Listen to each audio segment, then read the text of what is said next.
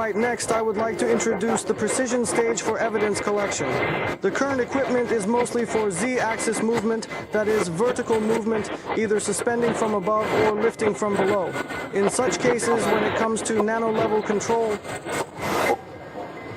with the current Z-axis control, it is difficult to achieve this.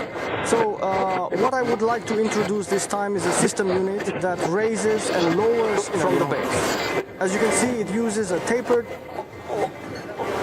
type by its precision.